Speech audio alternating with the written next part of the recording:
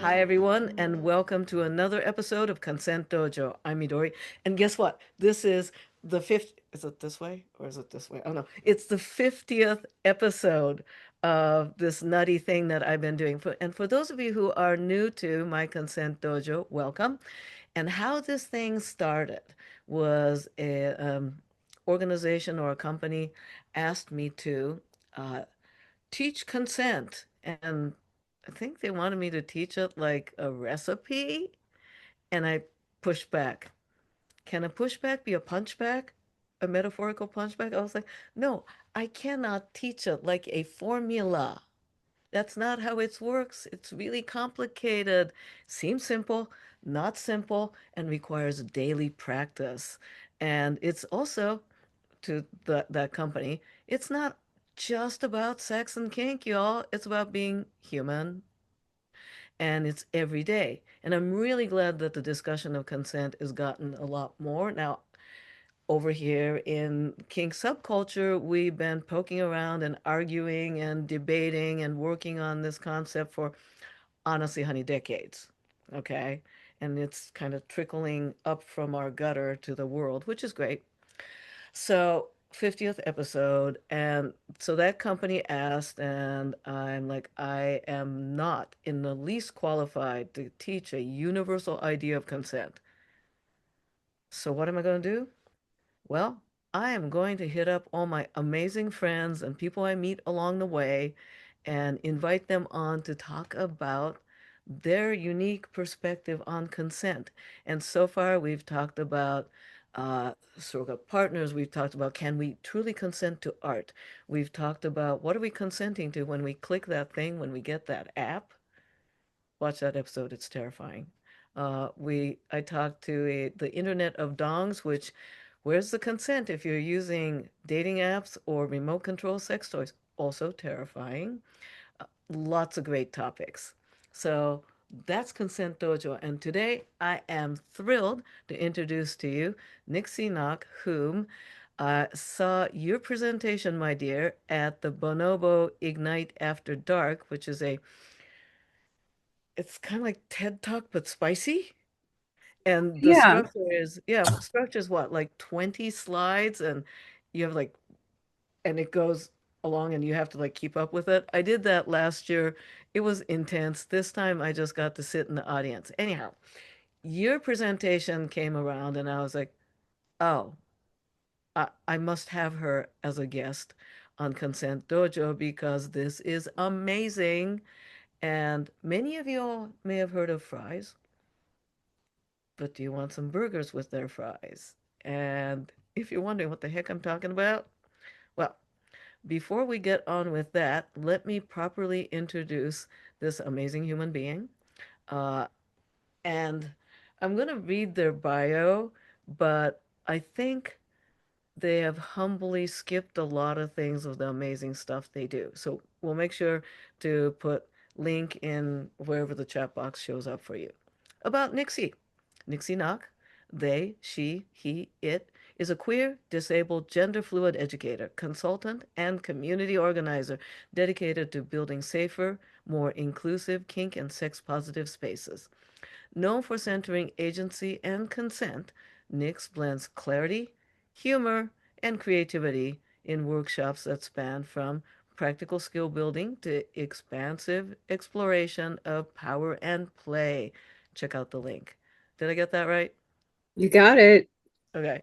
Uh, so, this is a conversation.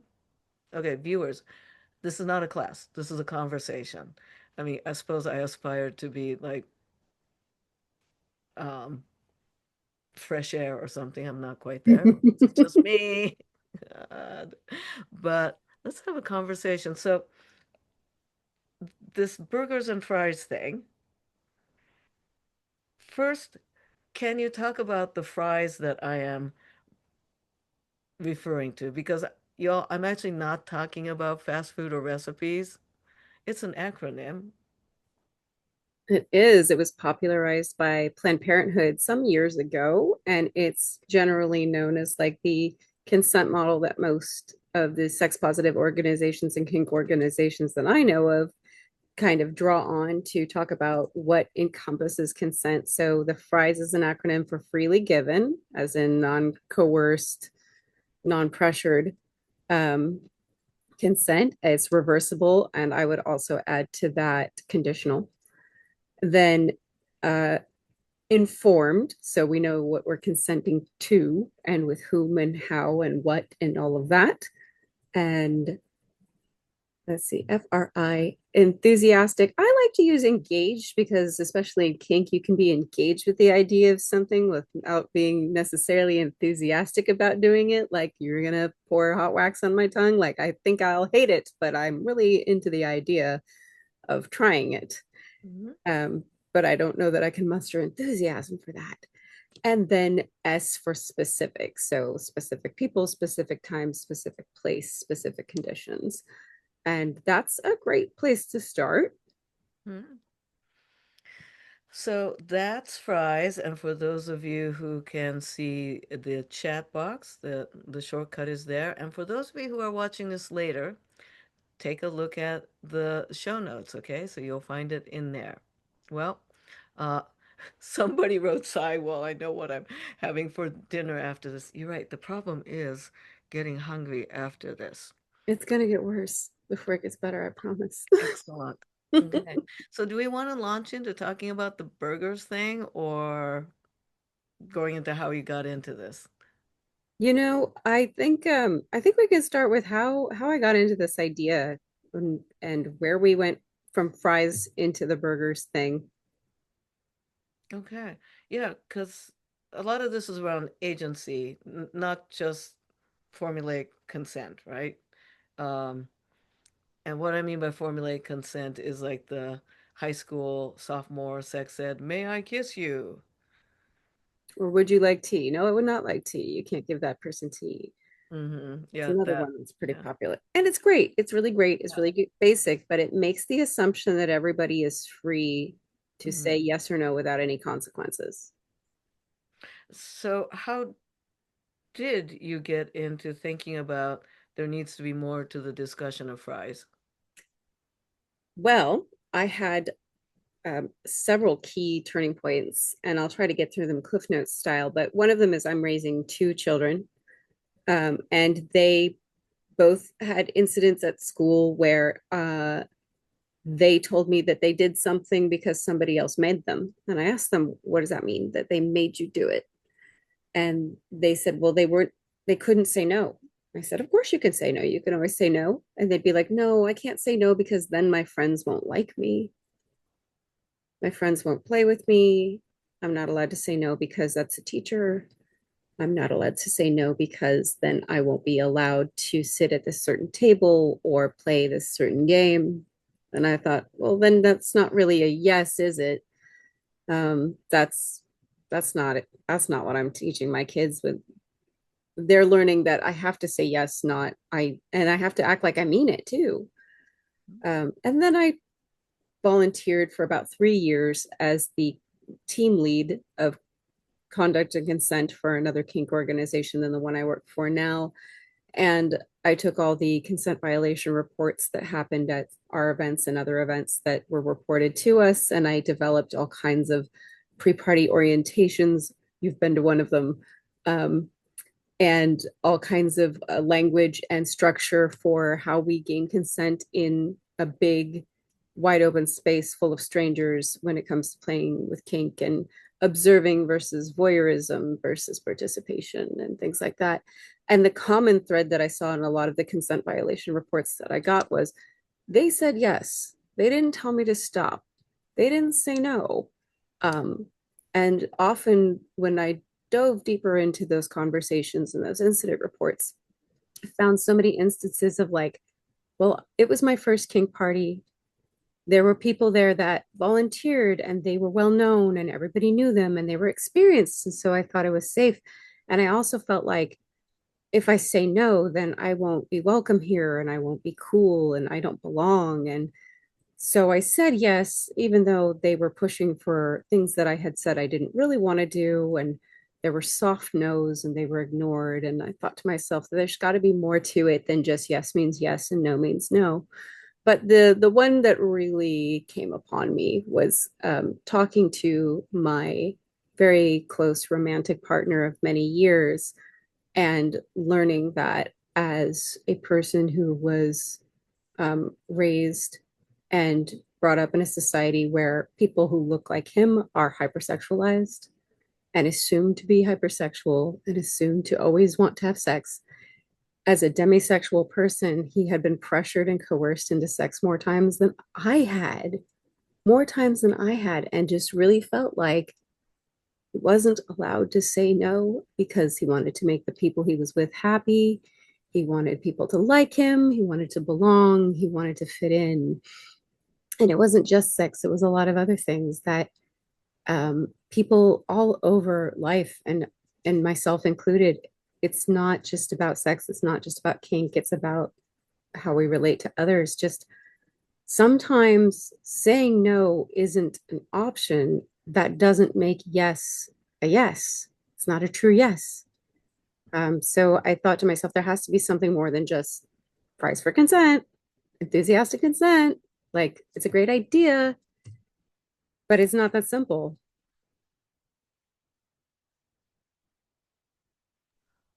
And how long ago was that ish? Oh, I'm gonna go with about 5 or 6 years ago. Okay. And so we've got that. And I'm also going to turn to the live viewers now. If you do have questions, do please feel free to ask in chat or the Q&A box. And so you got to thinking about there's got to be more to this. How do we leap from there to burgers? So I was working with another educator, Reed Mahalko, who had asked me to come to Sex Geek Summer Camp and be sort of the consent lifeguard for that organization for that camp. And I didn't really know a whole lot about Sex Geek Summer Camp, but I'd seen Reed's emails and Reed's classes, and I thought, like, this is a person who really breaks down in information into like bite-sized, digestible pieces. And I love a mnemonic device. I love something that makes it easier for me to remember. And I also thought to myself, if everybody already knows fries, then what goes hand in hand with that? And what word goes with fries that I can make another acronym that applies to this concept of agency, where I can make it something memorable that people will be able to digest and break down into smaller pieces. Because agency was the thing that I felt was missing from the consent conversation, is that freedom to center yourself and your choices. Mm-hmm. I was like, we got to get there. That's where we need to get to. Mm-hmm. Mm-hmm. How do we do it? How can we make this cute and rememberable? The cute part. Yeah, that totally caught my eye too. Yeah. Okay. Then where did it go? And yeah. Yeah, then I really had to sit down and think about not just like what would make a cute little memeable thing, but really like what goes into having agency? What are the markers of being able to engage with your agency, and what kind of things affect how we access agency? Mm-hmm. And so I came up with these 8 letters, but each of them could have been their own chapter in a book. Maybe I'll work on that one day. But we talk a lot about boundaries when it comes to consent and relationships. And I hear a lot of people say that they have boundaries, but I also see those very same people not being able to voice those boundaries Mm-hmm. and really articulate them, and also then not be able to hold them. They'll draw a line in the sand, and then when somebody they care about pushes on it, they move the line. Mm-hmm. And that's not a boundary. That's a suggestion. So, for the sake of the viewers, can you give an example, illustrate a hypothetical situation? The one that I find comes up pretty often and is pretty relatable, especially in the context of like practicing ethical non-monogamy, is I'm not going to tell you that you have to wear a condom if you're having sex with other people. But I'm going to say that if you are not using condoms with other people, then I will ask you to wear a condom or not allow you to have sex with me. And so you're not making a rule for other people to follow, you're making a rule for yourself. Mm-hmm. And so what that looks like is, when you find out that partner is having sex without condoms with other people, you have to say, okay, well, you're allowed to do that with your body. This is what I'm allowed to do with my body. And I'm going to ask you to use a barrier when we have penetrative sex because that is how I'm going to keep myself safe. And if you don't want to use a barrier method, then that's cool. I just am not going to have sex with you. And it's hard to say that. It's hard to say that with people we're close to and people that we love and people we want to be intimate with. Um, but like I said, I can't tell other people what to do with their body, but I What can tell you what to do with mine. what if at that point the one who's having sex with other people without a condom says, I don't know, but honey, insert objection. Uh, yeah, that would be one of those instances where it's like, this is what I told you was going to happen. I made that really clear. I made that abundantly clear. I said these are my terms and conditions. Mm-hmm. And I thought we agreed to that. And you agreed to it, several months ago. And uh I thought you understood that consequence and I'm going to be holding it. Mm-hmm. We can talk about what we could do to get back to a place where we're not using barrier methods when we're together. Mm-hmm. But for right now, if you're continuing to not use barrier methods with others, then that's where we're at. Mm-hmm. And still difficult for folks, but it also is another tool for recognizing this. Okay. Now,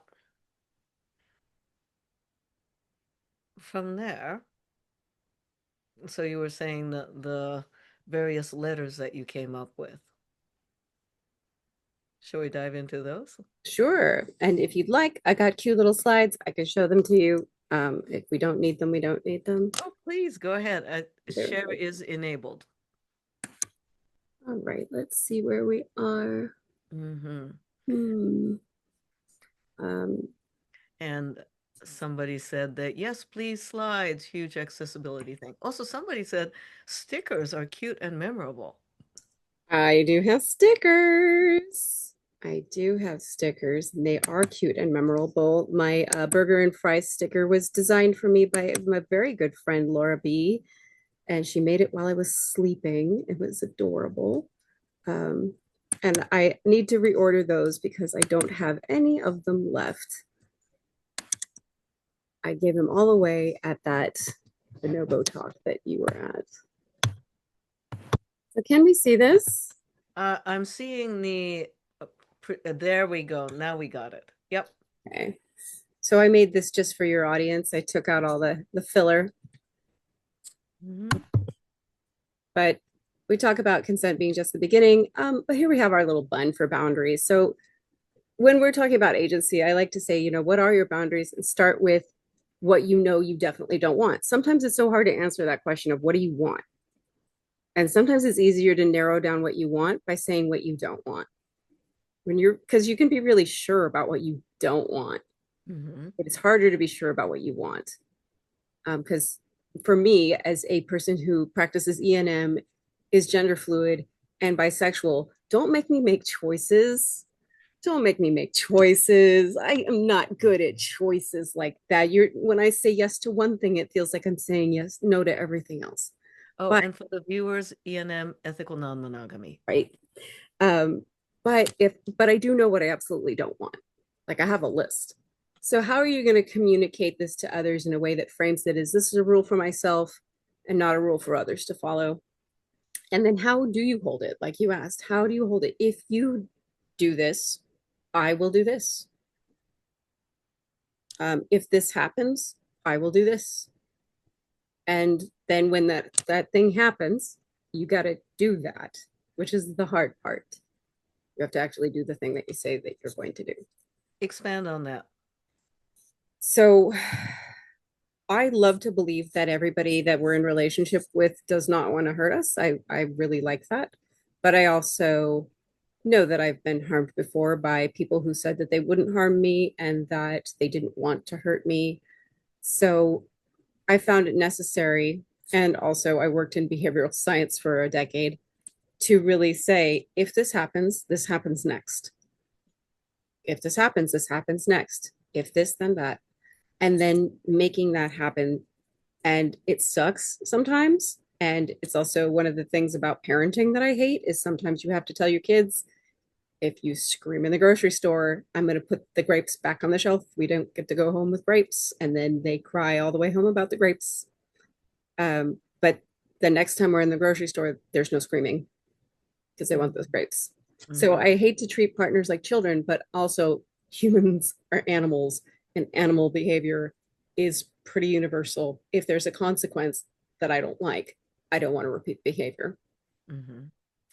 So that's unfortunately like I'd like to believe that we're all smarter than that basic I don't like it, I won't do it again thing, but sometimes things have to suck for us not to repeat them. And I don't mean that every boundary needs to suck. I just mean that it has to be held. Mm-hmm. And I don't really want to give my partner consequences. However, if my boundaries are violated, there are going to be consequences, even if those consequences might just be, I don't trust you the way I used to. I don't feel safe with you the way I used to. That's a consequence you don't get to choose sometimes. We do have a question from the live audience. Somebody Mm, asked, what are some of the ways one can regulate or strengthen oneself to hold that line?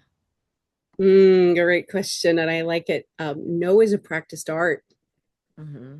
No is a practiced art. It gets easier to say the more often you say it. It gets easier to hear the more often you hear it. I think it's worth your time to practice easy no's with people that you love and trust to build up your resilience to giving harder no's. Even if that's something as simple as, hey, I was going to order dinner. Did you want Thai? And you could be that person who's like, I'm easy, whatever, when you really don't love Thai and just go, actually, no, could we get something else? Which is going to make a lot of people clench and go, oh, I don't want to piss everybody off. But those are easy no's. And you can start there with, no, I can't drive you to the airport. No, I can't house sit for you while you're out of town. Mm-hmm. No, I'm not going to babysit your kids. No, I don't want to have sex tonight. And I don't need to give you a reason or an excuse. I have a headache. I'm tired, whatever. It's just, no, thanks. I'm good. And just letting that be enough. So I find that that's the part where most people who have a trouble saying no and holding boundaries are, they need to start at the very basic level of, no, I don't want mustard on my sandwich. No, I don't want to see that movie. And And somebody wrote, that's no, getting, I don't want those fries. They're cold. those fries are cold and they're Yeah. not great and they don't reheat well either. So don't take them home. And Mm-mm. another wrote, well, you know what cold fries taking home's good for is making hash. That Like, sounds like cooking. yeah, yeah, okay. Another writes, a little exercise game like, quote, ridiculous ask can help with practicing saying no. Marsha B. and I have taught the ridiculous ask exercise, and I think I might have an episode with Marsha for Consent Dojo around that. I've also been sharing the ridiculous ask with the therapists I work with. So, uh, in my Sexual Health Alliance course.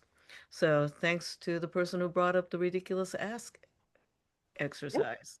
That's a great way that I teach children about consent is I'll be like, can I put a banana in your ear? And they're like, no. And I'm like, good, thank you. I won't do that. And it's like, no, I'm not going to take it personal that I can't put a banana in your ear. I'm not going to say we're not friends anymore because I can't put a banana in your ear. I love doing the ridiculous ask question around sex and kink because kink is so expansive and so many options that it's really amazing when you start at point A with a ridiculous ask and then through a series of no but, no but, no but. And ends up in a really interesting, mutually agreeable experience. We have some great experiences that way, I Yeah. think. Yeah, Yep. indeed. Okay. Back to the boundaries on your slide. Yep. Are we ready to move on from boundaries into the next letter? Let's You feel like check. we have a Hey, good. room, do you want more on boundaries or can we move on? Asking the room. Ready for the next letter. Turn another letter, please. Oh, look, a cute little tomato. It's so kawaii.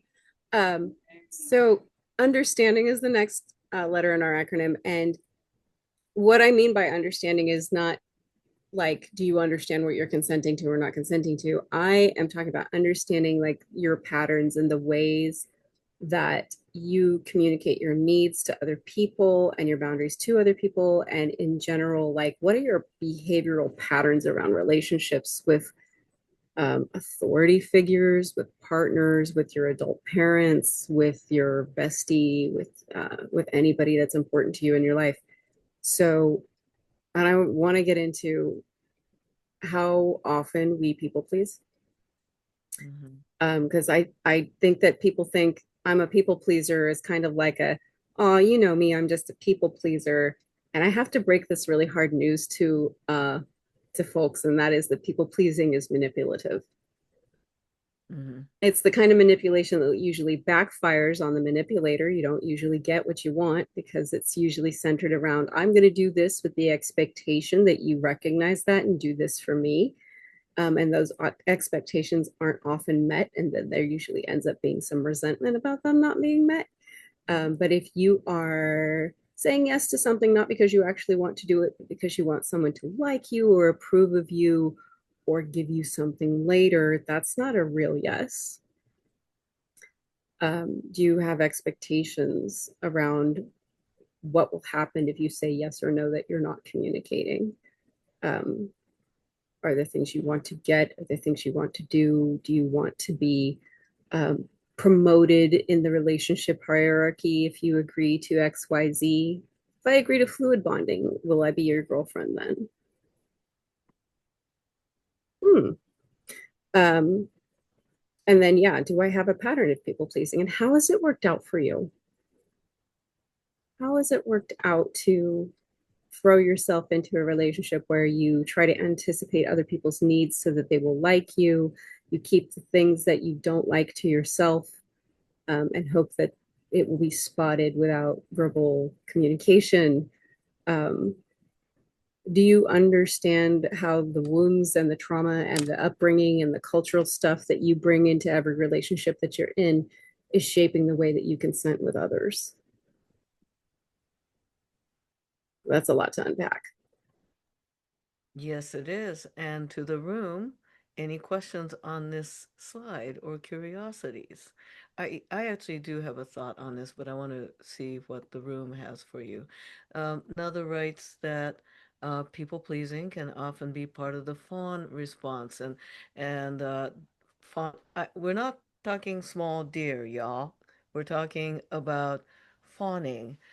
Many of you may have heard of fight flight freeze, fawning is another form of this. So, anything else from the room on? Oh, there is a couple of questions here. Um, do you think it's possible to feel, quote, secure, but engage in people pleasing? Hmm. I'd love to hear from somebody who does feel secure, Mm-hmm. but also identifies as a people pleaser. And I'd love to understand how that works for them. Not to Mm-hmm. say that it can't. I just would love to hear their perspective on how that works for them. I Mm-hmm. think like being of service doesn't necessarily mean being a people pleaser. Specifically, when I say people pleasing, I'm specifically drawing on a trauma response of hypervigilance, of being probably in relationships in the past where you had to anticipate other people's needs to stay safe. Mm-hmm. Um, and and so to me, it seems to be like it would be a challenge to be a well-adjusted human being who still engages in a pattern of anticipatory need meeting out of a place of security. I mean, do I know that my family likes a certain meal and I can anticipate that for celebration they might enjoy it? Yes. Is that anticipatory people pleasing? I don't think so. I'm more talking about, I've had a hard day, I've had a rough time, I don't want to agree to this, but I want my partner to think of me as dependable and reliable and flexible and chill. That's a word that I really don't like when I hear somebody describe their partner is often that word chill means they'll put up with a lot of bullshit. They'll put up a lot with a lot of behavior that is not okay for me. They're chill. As opposed to Netflix and chill. Yeah. Yeah. Yeah. Like Couple of I'm comments. chill means to me when I hear somebody say I'm chill or that person's chill, a lot of times what I hear is that person has very low expectations of me and doesn't make me live up to them at all. Yeah, it's shadow side of laissez-faire. Let's see, another writes a few comments here. I think it's exhausting to people please and usually leaves the pleaser person empty. Uh, Another writes, big difference between knowing you're safe and feeling you're safe. Again, yes. Yeah, that's a big one. Another writes in the Q&A, similarly to a question that I have. Uh, this person writes, I wonder how this looks like for somebody who is a sub. I'm going to rephrase that to engages in submission and wants reward that is connection or be prioritized. The thing that came to my mind too, especially around the kink idea, is people pleasing in a trauma response in the not a really good thing in that kind of manipulative way that the person themselves might not be aware of versus service in submission and when that gets blurred. Yeah, I think once we get through all the letters, I'd like to circle back to that Great deal. because, I am a dominant. You've met one of my submissive partners. They are a service submissive. And my criteria for how I choose service submissives is they have to have an extremely firm grip on their agency. So, a Mm-hmm. great example. And I hope we can remember to circle back to it at the end because yeah, it's like where are those lines and how do you come to the table with an aptitude for devotion, as they say in the movie Pillion. I have an aptitude for devotion, um, but also not be a doormat and not be a people pleaser in a negative way and not give up your agency by saying yes to keep other people happy. And this comes up, and the various things that we have and will be discussing comes up often in my women's dominance program, Forte Femme, of the stereotype of dominance and submission, essentially as stomping all over this, and even within the kink subculture, thinking around people pleasing submission or people pleasing and engaging in dominance because, and I hear this a lot of from my students of, well, I'm doing this because I've been asked and I feel like they don't say I can't say no, but um, how it comes up is I think it puts my relationship at risk if I'm not engaging in the kind of kink that they want, which is another way of saying I can't say no. Yep. Yeah. So I suppose we should move on to the next letter because we're just that boo. Yeah. Boo. Yeah. Um, responsibility. So I want to talk very briefly about something we mentioned before we let everybody in the room was that older daughter syndrome of being responsible for things before you even had an opportunity to understand if you could consent to things or not. Hmm. Parentified older daughter syndrome, I've experienced it lots of people I know have, and sometimes it's not older daughter because I certainly uh, don't identify strictly as a woman. So, but people are familiar with this idea of like, I have been given responsibilities that I didn't consent to. And then it becomes really easy, especially in late stage capitalism and all the things that we have to do, all the toiling we have to do to survive in this world, to take on more of those responsibilities in areas where we don't necessarily need to, but we have been taught this sense of duty, this sense of obligation, and that how that means love.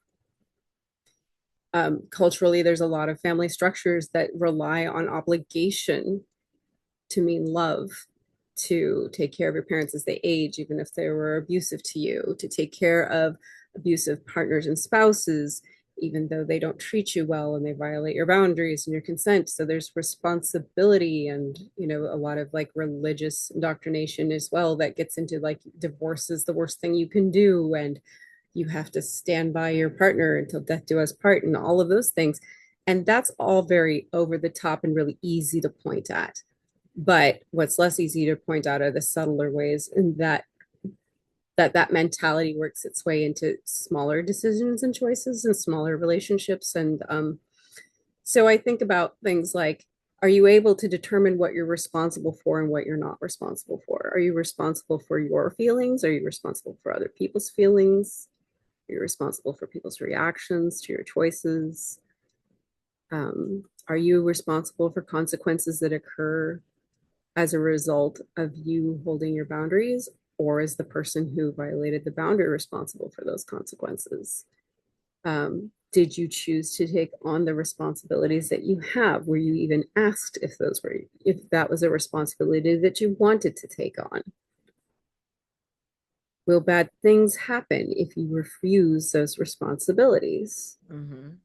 And if they do, like, there are certain things where like stuff has to get done. Somebody has to do it. And if you're the only person who's making sure it gets done, then if you decide not to do it, it doesn't get done. If you don't pay the power bill, they shut your power off. That's a responsibility that you don't necessarily consent to unless you want to live in the dark. But you got to do it. But are you telling yourself things are your responsibility and that you'll be in the dark if you don't do what other people want you to do? If you don't comply, if you don't acquiesce, if you give a yes when you want to give a no. Continual compliance, as we've been seeing in well, the country we're living in, has certainly eroded a lot of agency rather rapidly. It is, and it's one of the reasons that this framework that I use has also been adopted by some teal organizations as well in the corporate world. Is you know you get hired to do job A, and then they start sprinkling in duties from job B, C, D, E, and F, and never really ask you, can you do this? Do you want to do this? Are you able to do this? It's just be a team player. Be a team player. Yeah. It would look very terrible if you got a divorce. It would look very terrible if you lost your whole social support system because you broke up with X, Y, or Z. Mhm. Thoughts or comments to the room about the R slide? So we are currently at Burr. Brr. Let's go for the next. All right. I like that cheese. It's cute. I know, you make me So, hungry. Oh my God, I'm getting hungry. Crap, yeah, now I there's have pickle. I like pickles a lot. I do too. Have you had pickled shishito peppers? That's one of the things I make for my all the time. Yeah. So good faith communication, I'm going to give you just a definition that I'm using when I talk about good faith communication is that I'm going to assume competence of the people I'm communicating with. I'm going to stay curious. I'm going to assume that they would like to also stay curious. And I am going to assume that they're not trying to manipulate me on purpose. And that I'm also being transparent as well with how I really feel, what I really want. Are you in integrity with yourself when you say yes or no? So is that something that you can check in your chest and in your gut and go, is that what I really want? Am I couching this to make it easier on the other person? Um, am I giving a soft no when I really need to give a harder one? Because there are some people that you will meet in your life who really need to hear that firm, like, not gonna, I don't want to do it because maybe later or I'll think about it does not compute. Hmm. Not because they're being obstinate, but because they really do need to hear that directness. And sometimes that's cultural. Sometimes it's really cultural of just like the difference between dating people who are West Coasters and dating people who are East Coasters is so great. And I love that I've had enough experience with it that I can actually speak to this. But when you go on dates with some West Coast people and you go, hey, that was a great date. I'd love to see you again. They're like, yeah, we should totally hang out. And then you never hear from them. Right. And not just in dating, it's like in business and in Friendship and friendship and everything. yeah. Where I find that when I date people my age or even a little bit older who are from the East Coast and I say, hey, that was a great date. I'd love to see you again. They go, I'm good. And it's like, oh, okay, thank you. And I And the talked to my friend about it and I said, why is it that I don't want to say it's rude, but why is it that East Coasters are so like brusque? And they're like, it's a sign of respect. We don't want to waste your time. direct. Yep. Hmm. So sometimes it's cultural, sometimes it's regional, but yeah, there's that too. Am I clear about what I want and don't want? I Am I clear about my capacity to take on more? yeah, see, I appreciate that directness because otherwise, and growing up in Japan, I had so much more of this of do they mean what they say or are we performing social nicety? Social niceties, you might have heard of something called Minnesota nice, Hmm. right? Or just certain cultures where like if you stay for dinner, they will basically invite you to spend the night. And then, but when they make coffee, that means you're supposed to go home. They won't tell you to go home. But when they make coffee, that means you're supposed to go home. How am I supposed to know that? I know. Whereas, like, if you're in Germany and you're supposed to go home, they'll go, I've been visited enough. Thank you. Hmm. You're supposed to Yeah. leave. And if you're in Japan, somebody makes you tea. Um, you stay for the tea, and then you have to figure out if they want you to leave or Yeah. not.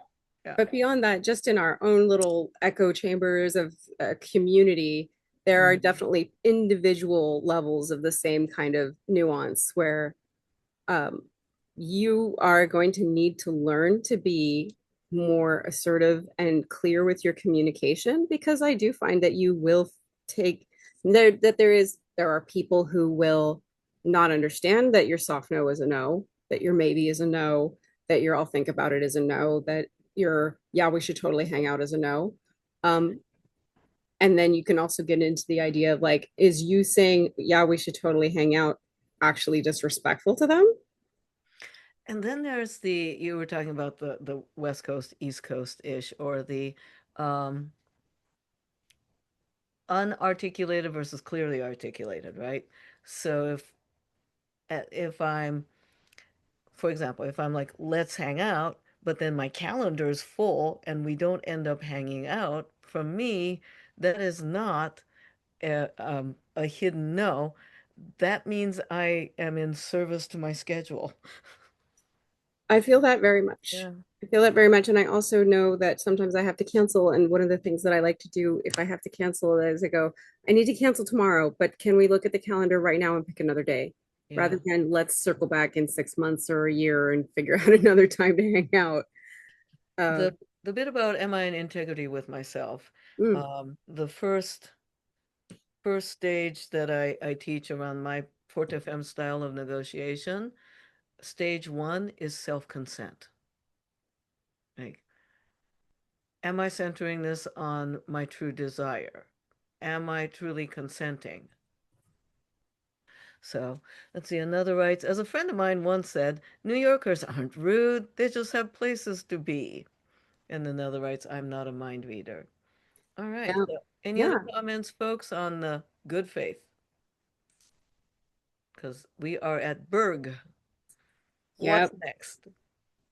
Let's talk about equity. This is a big chunk. This almost should be like equity, like or burgeries, because it's such a huge piece of the whole thing.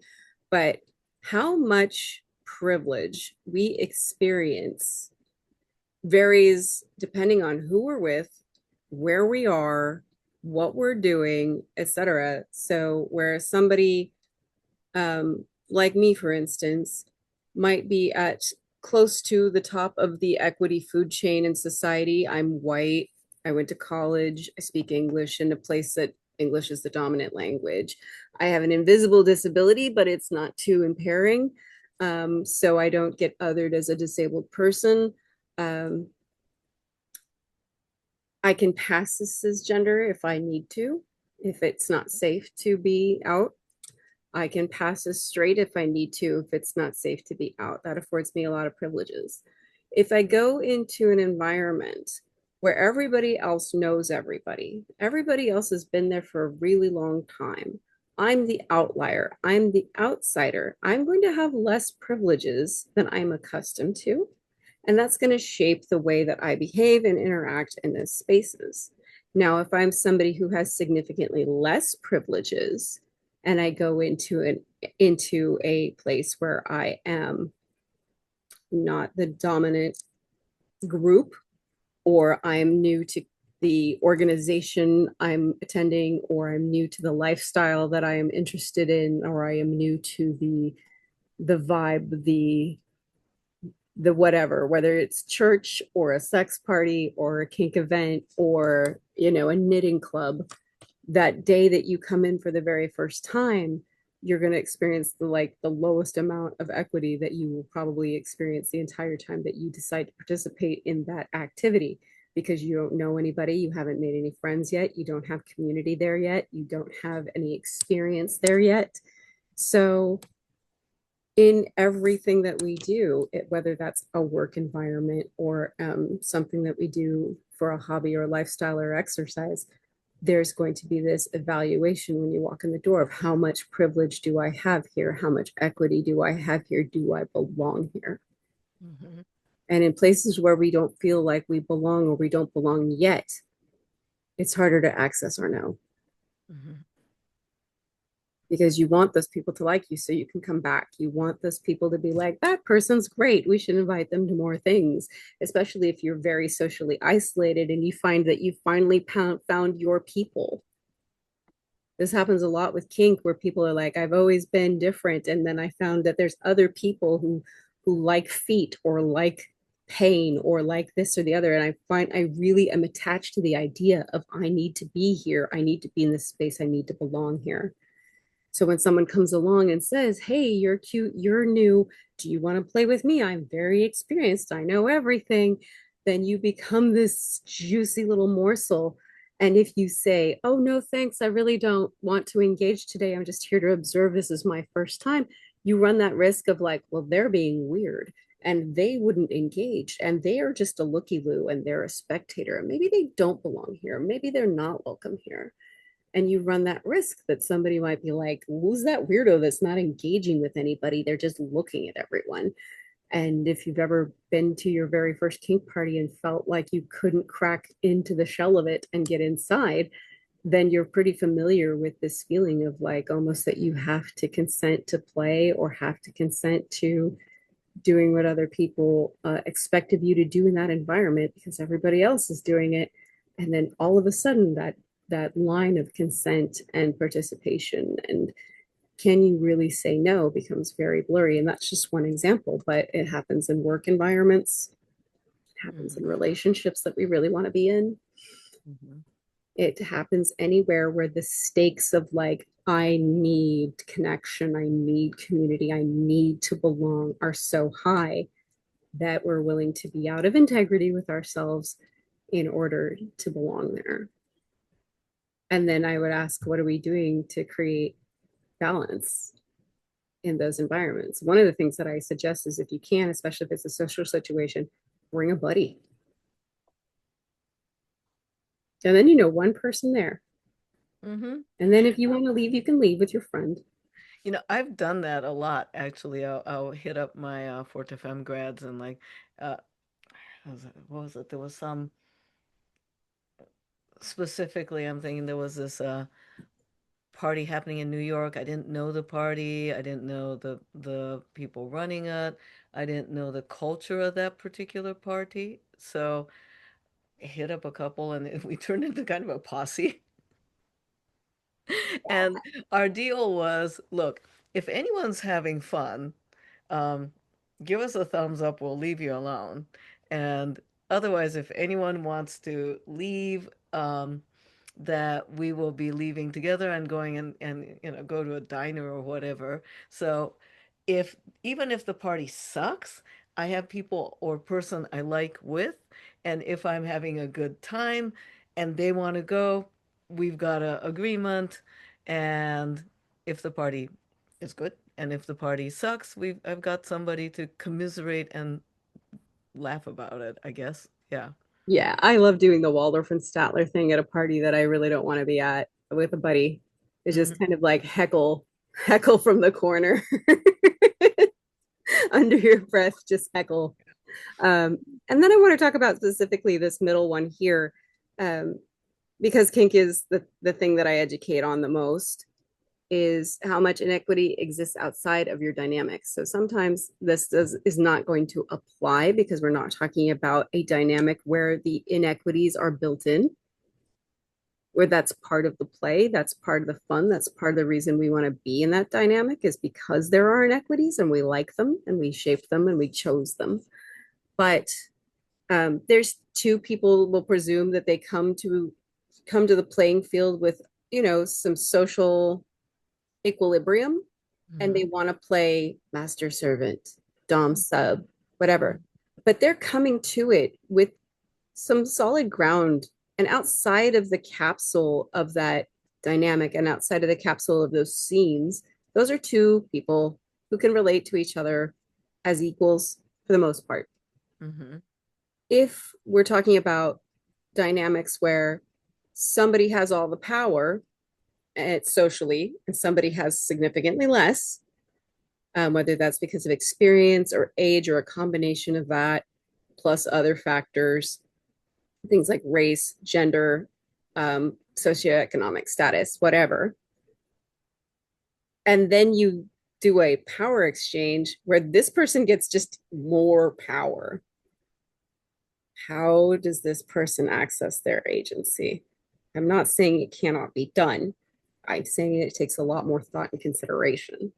So, how Yeah. much inequity exists outside of the dynamic will shape how much equity you have inside it, too, and how you can access your agency there, too. And there's bacon on the page, which is adorable. Hey, I've got another question from the room. Got it. Okay. And I think this also connects to the previous page topic. Uh, Thoughts on being blunt, or I would say direct, without being unnecessarily rude, or ways to clearly set boundaries. For me, it's adding two words. Thank you. No. Yeah, sometimes I'll say no, thank you. Sometimes when I come across this sometimes with my own children where they'll be like, Mom, can we do this? And I'll say no, and they'll ask me again. I go, I answered you. Hmm. Other situations where, yeah, other situations where it's a no. Um, for me, depending on the situation, of course, I said no applies. And in other situations, I've also been, thank you, no. I do find that no thank you gets used so commonly that people actually don't hear the no. So thank you, pause, no. Or, so nice of you for asking me and not available. That's another one I like is not available. Thanks, Hmm. I'm not available. I get that one sometimes because I house top at lots of events and people will ask me after I house top them if I want to get a coffee later. And I go, thanks, I'm not available because it would be unethical in my mind to date people that I have house topped. Mm-hmm. in that way. So I just say, thanks, I'm not available. And it's not about them and it's not about me. I'm just not available. Oh, could you expand for folks who might not be aware of what a housetop is? Yes, this is not the roof, you all. Right. So a house top is a person who identifies as a top, sometimes is also a dominant, who will offer a skill such as impact, like spanking or paddling, caning, um, and any other kind of skill that you might imagine would go on in a kinky environment to people who are new or inexperienced or never tried something before in an event as a tasting.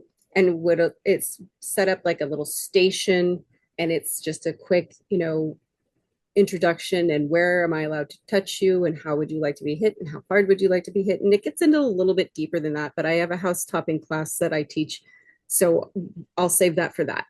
But is essentially you're offering people a very like PG-13 experience of one or more of your topping disciplines, so that they can get an idea of what it's like to negotiate, what it's like to experience, and then kind of how they feel about it. And if they like to explore it more, then they can do that with other people. It's generally frowned upon, at least where I work, that you engage in escalating that relationship into something like a long-term dynamic or relationship Mhm. based on just the inequities of, I'm the housetop, I work here, I have clout here, I have influence here, I can come to these parties whenever I want. If I am in charge and you're very new, then it's a little bit weird that I am like all of a sudden very interested in your new and experienced little behind. Beyond, I just want to let you know what it would be like to get spanked on at a medium pain scale, and you decide if you like it or not, and then you have a great night. See you later. You have to forgive me. I had this image that popped in my head um, of the Costco food sample tables. Yes, Yeah, here's a little flavor. You want more of it? Aisle 13. it's very much like that. And it's very like, when I do it, I calculate very, very, very much in my brain to not send people to outer space, subspace, etc., because I'm not able to put them back together again. I cannot provide aftercare in that environment. So we just go very easy peasy. We're just trying it out. It's very short. I usually give them a piece of candy and a hug afterwards, Yeah. say thank you so much. You get a sticker. Have a great night. I like being people's first, because a lot of times people come to me in a housetop situation and go, okay, so what do I call you? And I say, Nyxie. I'm Hmm. not your Dom. You know, sorry, my brain is running away with a bizarre scene imagery of doing like house topping tasting station with like a hairnet A hairnet and a little tray. and the little tray and the gloves. Do you like some electrostim? Net, A little red apron. Maybe I'll do that next time. right? I think that's funny. Yeah. Throw in some discount cards. Ha ha ha. That's funny. All right. So we've got Bergie. Yeah, let's talk about resilience. That's our little patty. That's the meat of things. And I Hmm. think it really is the meat of things, is how are you loving yourself and filling your own needs? That's how we get resilience. We don't get resilience through denying ourselves what we need. We don't get resilience from being tough and like sucking it up. I don't believe in that. I don't. I believe you get resilience from taking good care of yourself, of centering yourself, of prioritizing yourself.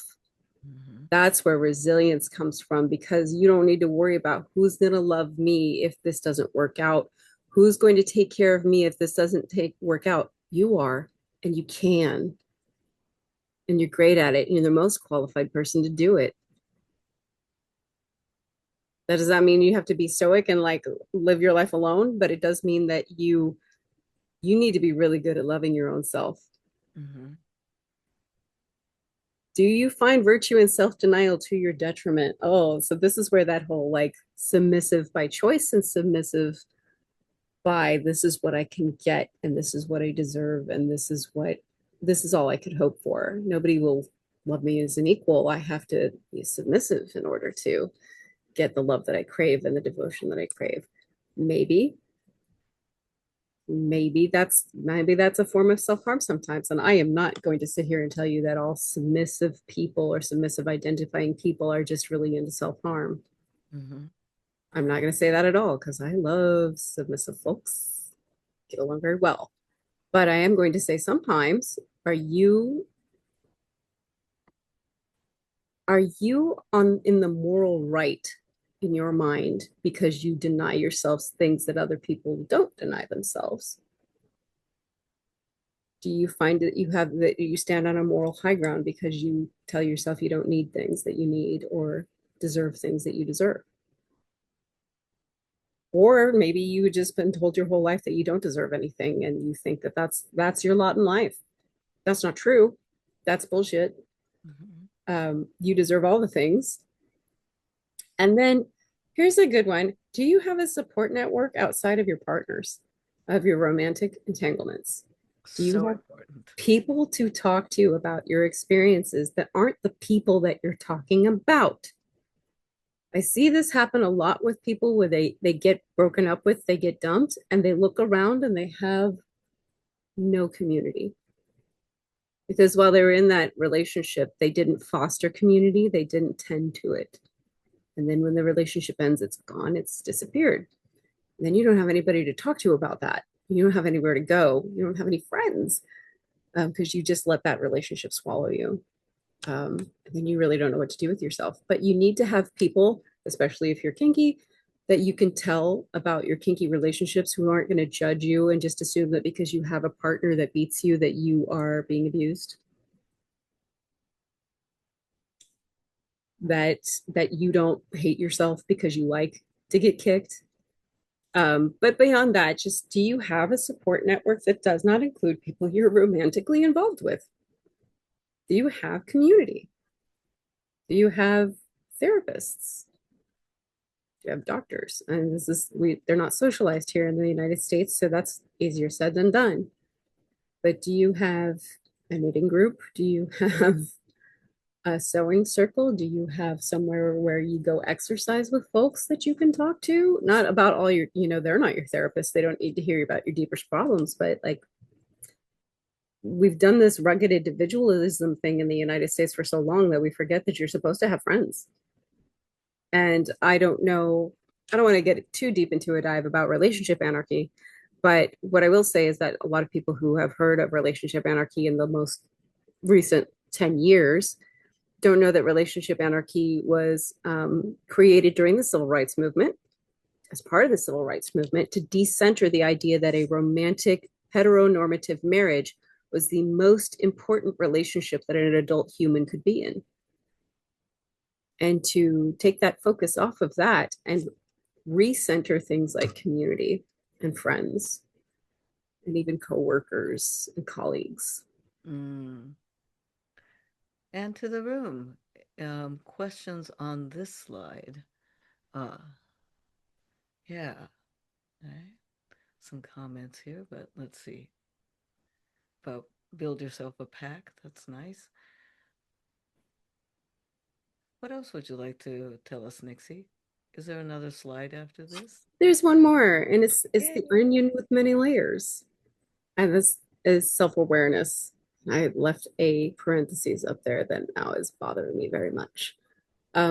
So I feel like we undervalue our gut checks and disconnect from our body. I feel like we pilot our bodies around like we're a brain in a droid, then we just kind of experience the world as this pair of eyes in a meat suit, and we don't pay attention to how I feel in my heart, in my gut, in my body, unless it's giving us physical pain that's making us pay attention to it.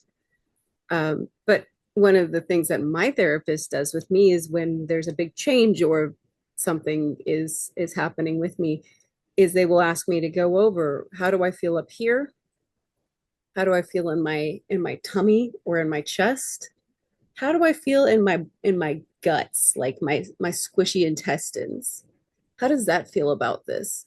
how does my genitals feel about this? How does my butt feel about this? How do my limbs feel about this? Are they clenched? Am I curling my toes? Are my fists clenched? Do I feel nice and warm and loosey goosey? Are my feet freezing for no good reason? How do I feel about this? And then honor that.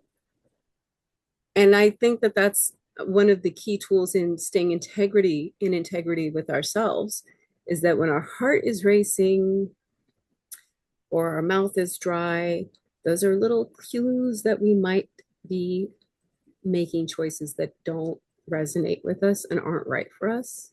Mm, And mm-hmm. it's worth, at the very least, a pause.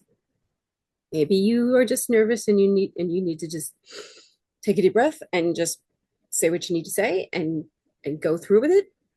Because certainly some of the scariest things I've ever done have also been some of the best things I've ever done. But check in and don't ignore it and just pass it off. Like your body is part of who you are. And I find that so many times when my body was giving me signals and I ignored them, I had regrets.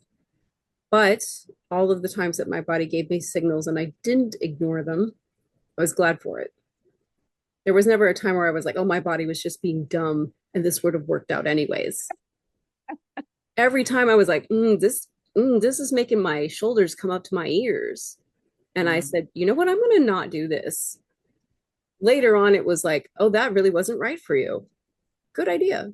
And one of the things that I'm going to share as a personal anecdote is that I came upon a revelation of myself recently where I found out that my propensity to get swept up in new relationship energy and limerence with people who were breadcrumbing me and not giving me consistent, regular attention created that effect of butterflies where I was like, oh, maybe if I just try a little harder and be a little bit more interesting and a little more chill and cool, they will then give me another little breadcrumb of attention.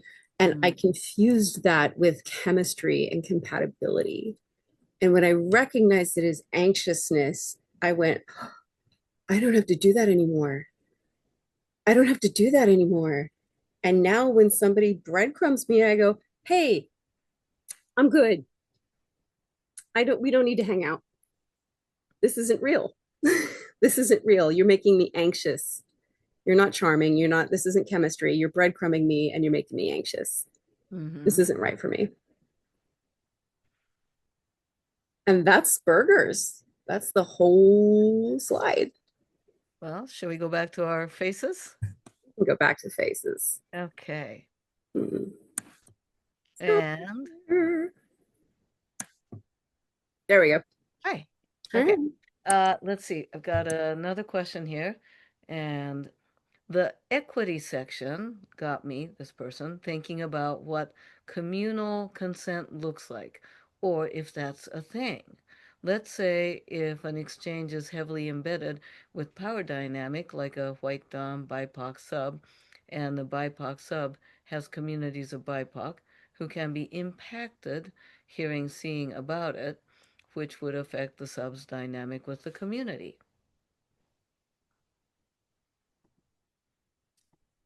So I missed, was that a question or just an observation?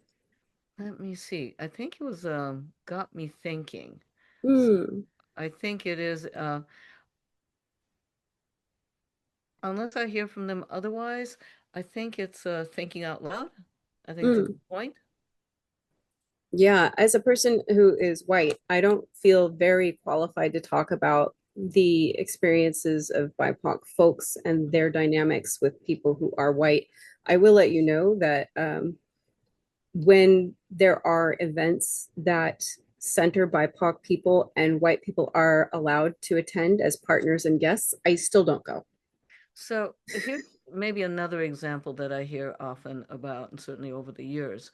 Um, oh, somebody wrote that. I think Ah, the question was, what does communal consent look like? Is it a thing? I think maybe another example is the bisexual conundrum. And I'll hear this uh, where a person is bisexual, they're they've been in a same gender relationship, then they have a different gendered relationship, they have been in part of same gender or a queer community, and then seeing, playing with, having sex with, or bottoming or topping with a different gender. And then uh, the queer community that they came from, judging or rejecting. I think that might be, I've heard that one often as well. And I wonder if that would parallel this thinking. I think it can to a degree of just um I have had experiences where people said that cisgender man is bothering me, and that cisgender man was in fact a butch lesbian. and and there was this immediate clench of like, that person doesn't belong here, that person shouldn't be here, because I am seeing, this is a space for not cisgendered men, and that person looks like a cisgendered man to me, and then it turns out that it isn't. And Or, yeah, for the community part, it would be like, where that individual would have been hanging out in queer community and now being like, oh, you're now playing different gender. yeah, that is a thing. I know that communal consent can look like community agreements. It can look like, a charter of rules and standards and practices. It can look like the culture of consent that each community kind of like puts forth when you join, or when you sign up to go to an event, or when you do opening circle and things like that.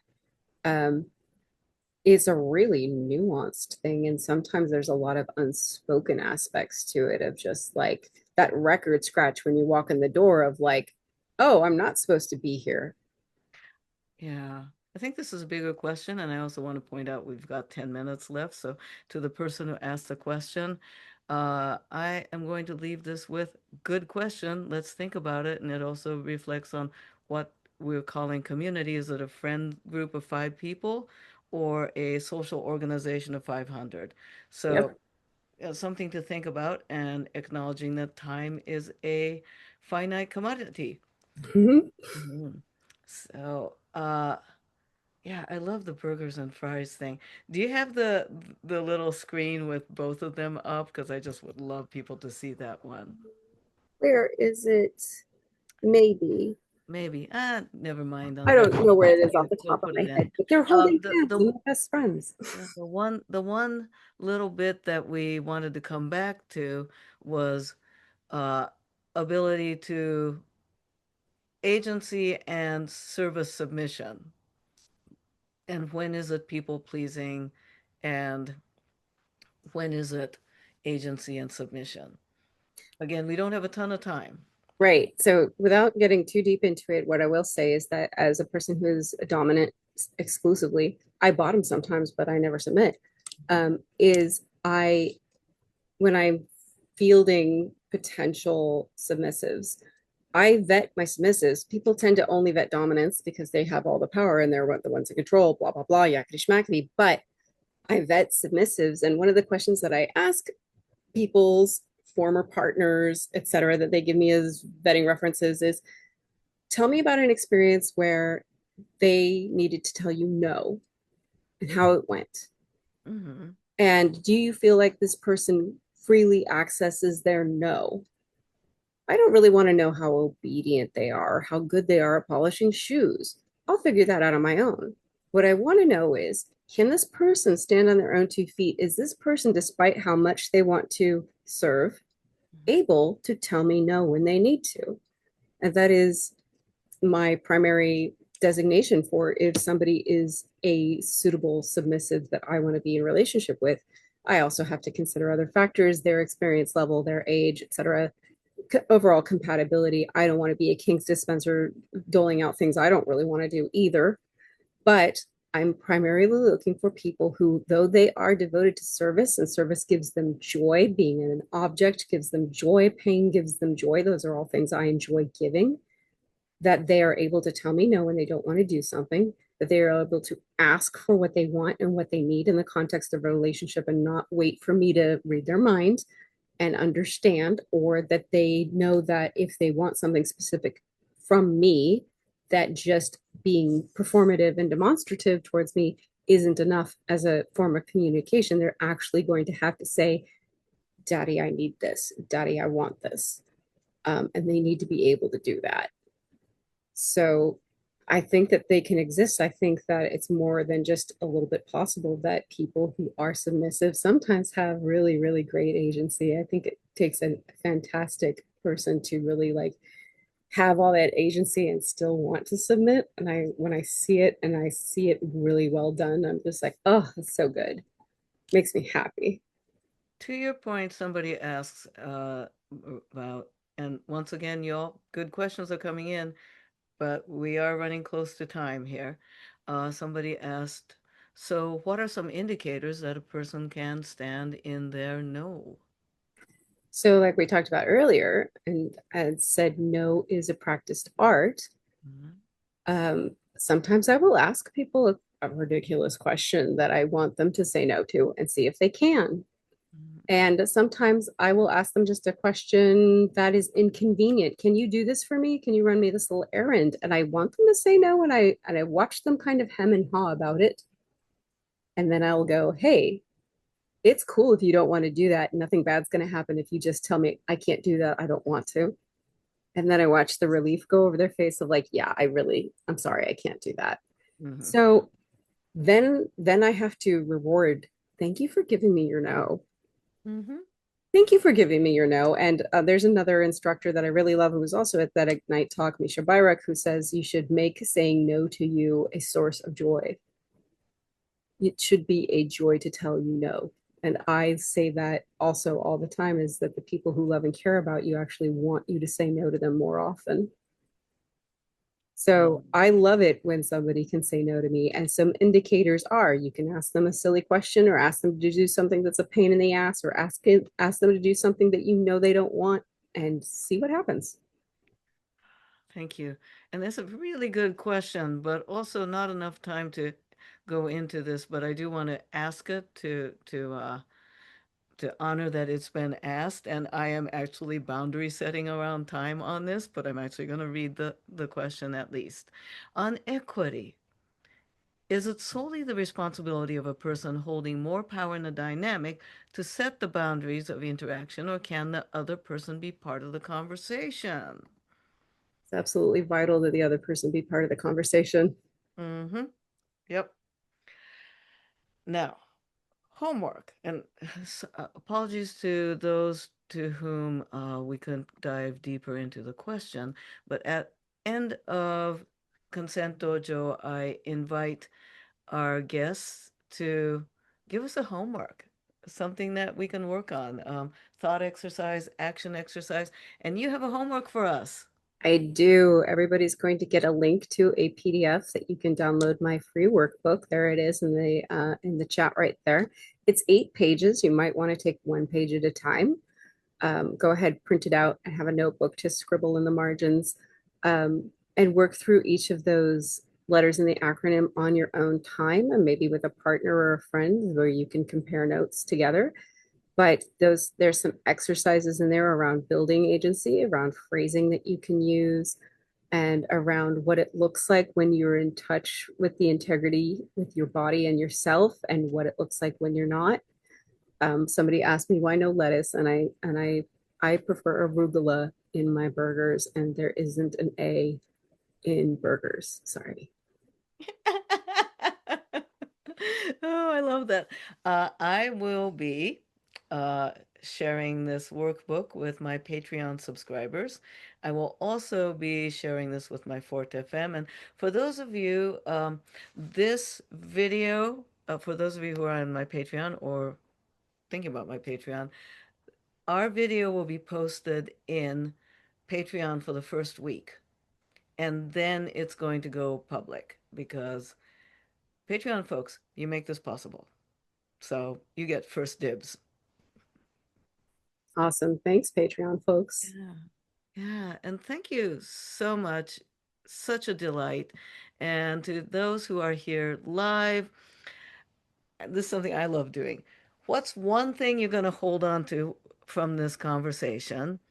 And I hope you will give Nixie your thanks and gratitude. So if you would quickly do that, that'd be great. Thanks But for having me. I'd love to know how many of you are planning to have burgers and fries for dinner. oh my God, I have some really good Mexican food that, like waiting for me, and I'm like, oh, damn it, it'll have to be tomorrow. Yeah. I Well, have to be somebody's on tomorrow. the East Coast, they already ate. Uh, Let's see. Thanks both. Going to reflect on the resilience part. And thanks for all the info. A lot to think about. Great conversation. And thanks so much. Definitely going to hang on some of the thoughts prompted on the resilience side.